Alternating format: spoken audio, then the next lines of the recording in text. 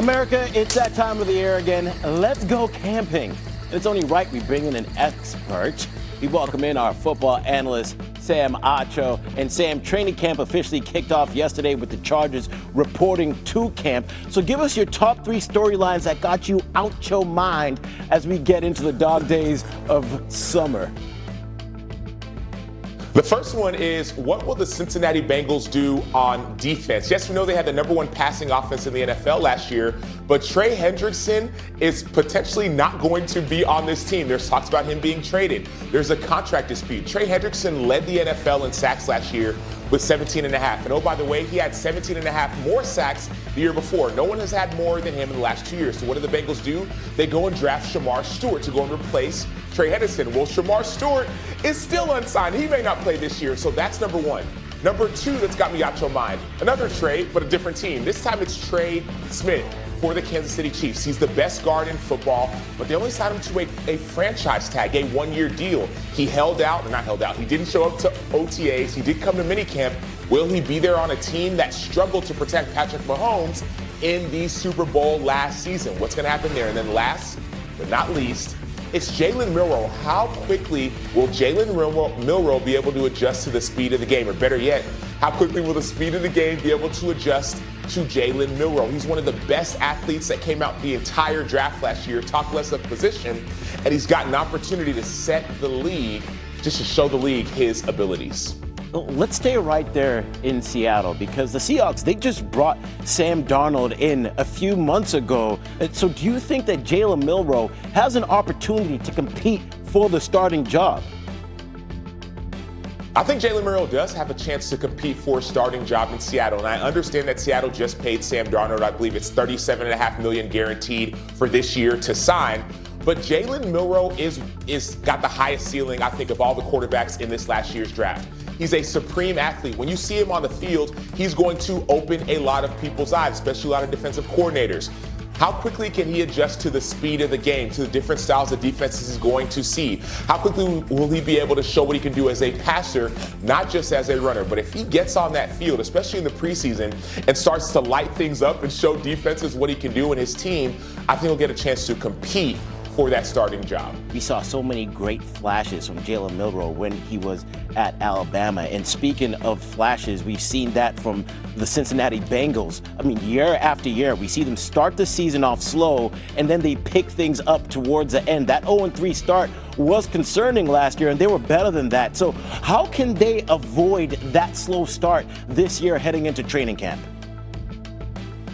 I think first things first is, your defense isn't there, so the offense has to step up even faster. You have your 2 receivers, you have Joe Burrow, but all of a sudden, if Trey Hendrickson doesn't show up, if Shamar Stewart isn't signed, you have to understand that, okay, your schedule actually is very appealing when it comes to those first 3 games. You got the Cleveland Browns in there. You have an opportunity with Jacksonville Jaguars to start quickly because of easier schedule early on. And so Joe Burrow, Jamar Chase, T. Higgins have to put the team on their back because the defense, at least when it comes to pass rush, may not be ready early. I feel a lot better on this camping trip now that we have spoken to you, Sam. Thank you for your insight. Across the league and 2 men camping in suits. Join me around the campfire, Mike Tannenbaum, put a little heat to our marshmallows here. Jay, can you pass the graham crackers? Sure, I'll get those for you, if I can get out of this chair. All right, so many new faces from the draft and from free agency, my friend. Excited to make a mark on their new team. So which happy camper do you foresee making the biggest impact? Okay, we're going to go out to Las Vegas, where they may not be having a campfire, but Ashton Jeanty, Boise State running back, somebody that had massive production in college, almost 50 touchdowns, 5,000 yards, average 6.4 yards a carry. When you have a bad defense like the Raiders do, Jay, what do you want to do? You want to play keep away, and that's what Pete Carroll and offensive coordinator Chip Kelly are going to do. When you think about Patrick Mahomes, Justin Herbert, this is a great way to keep those offenses off the field. Think about this is beast mode Vegas style for Pete Carroll. I just wanted to remind you, I was told we should not eat these marshmallows. So don't eat them. Well, it was beast mode, it had Skittles, so we're okay, not marshmallows. Perfect. Uh-oh. There's a snake. Don't move. I'm kidding. Okay, let's move on, all right? Some teams got lost in the woods, my friend, lots of camping puns, to navigate their offseason plans. Which squad left you pining for more with what they accomplished? The Dallas Cowboys, for two reasons. One, they have arguably the best young defensive player in the game in Micah Parsons. They should have signed him a year ago, Jay. That would have been roughly $35 million. Now, after Myles Garrett extension with the Browns, it's going to be north of $40 million. Why did you wait? So they didn't get Parsons signed, and then I'm really worried about their run defense. 30th in the NFL a year ago. They added Kenneth Murray. They re-signed Uzaduke, but I don't know if that's going to be enough. And in that division, to get to where they want to go, stopping the Saquon Barkley's of the world, the run defense is a concern. You know, I guess the Cowboys should have looked to their North Star for a little help with their decision-making. Okay.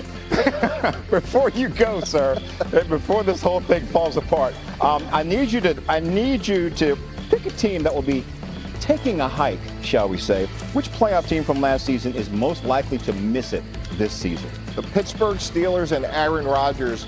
Look, it's a one-year trial, but he's going to be 42 years old, no offseason program. And look, they have a great weapon, we know, in DK Metcalf, but after that, who is he going to be throwing the ball to? And when we think about Buffalo and Baltimore and Kansas City, those are going to be teams that can score prolifically. And although he's had a great career, four-time MVP, Super Bowl champ, Jay, I just don't know if there's enough there, and we'll be asking for some more in terms of their offense this year. You say some more, like some more is a good. That's my man. That's the punster right there, Mike Tannenbaum. Appreciate the knowledge, brother. Is the audience pining for more? Oh my gosh! Y'all got to wrap. Yeah, I don't think so. Thank you, Mike. One of the stories to come out of this trade, or topics of discussion, certainly nationwide, online, TV, radio, all of it, is that the Steelers gave raises to Jonnu Smith and to Jalen Ramsey, and they got a guy in T.J. Watt looking for his, and he doesn't have it yet, and thus these two sides can split. And I now give you the floor on what the heck is going on between the Steelers and T.J. Watt. Tom. Like a lot of negotiations, Rich, the Steelers have been trying to give T.J. Watt that raise. They've been trying to do an extension with him. The sides just aren't there yet in terms of exactly what that needs to look like. T.J. Watt's due about $21 million in the last year of his contract. Certainly there's an acknowledgement for all parties that that's not the worth of T.J. Watt. But the question becomes, with a 31-year-old pass rusher, are you willing to pay him upwards of $40 million per year coming off a back half of 2024 where he didn't and the defense didn't play the way that we've been accustomed to seeing them in the past? TJ Watt's been a durable player, but he has played through a lot of injuries too in recent years here. Again, the Steelers stand willing to pay him, Rich, and I would tell you, not making a prediction, but I would tell you, based upon my reading of this situation, if and when a deal gets done with TJ Watt in Pittsburgh, and I've said repeatedly here and elsewhere, I believe that they will find a way, if not before training camp, then before the season,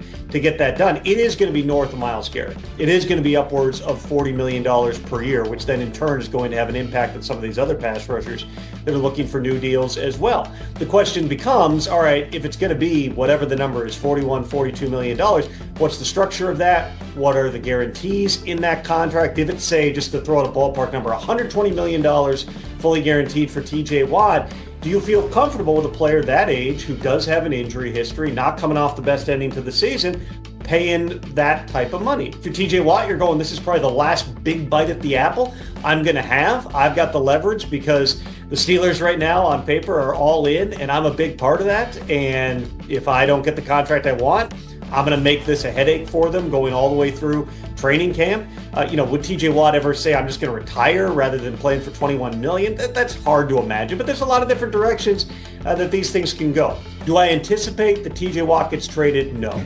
Never say never. In the NFL in 2025, Rich, we've seen wilder things than this happen, particularly, again, with older players. But you have to ask yourself this. In an offseason where they have absolutely gone all in on veteran players. Exactly. Let's call them that, not old players. Veteran players who are geared to win now. Bring in Aaron Rodgers, bring in DK Metcalf, who's still young, but another high-priced veteran player. You bring in Jonnu Smith and Jalen Ramsey and Darius Slate. Trading away TJ Watt will be so antithetical to the way that you are building this roster. It wouldn't make sense. But the other part of it is, even if you get to a point and you're like, we're at a stalemate, what can you get at this point for TJ Watt? For one thing, a 2026 draft pick doesn't help you. But even if you were getting a 2026 draft pick, is somebody giving up a first-round pick and more for TJ Watt? Again, never say never, Rich, but when the Bengals were at Trey Hendrickson's request, shopping Trey Hendrickson earlier this offseason, they were asking for a first-round pick. They weren't being offered a first-round pick for a guy who led the league in sacks last year and has like 35 sacks over the past 2 seasons. They're almost the exact same age. They both want a new contract. Trey Hendrickson's been asking for less than TJ Watt has been asking for, and they didn't get offered a 1. That really raises the question then, and Trey Hendrickson's also been more, a little bit more durable. He hasn't been as banged up. He played better down the stretch last season. Could the Steelers even get a first-round pick? If you're offered a second or something, which again is a 2026 second, that doesn't help you when you're all in 2020.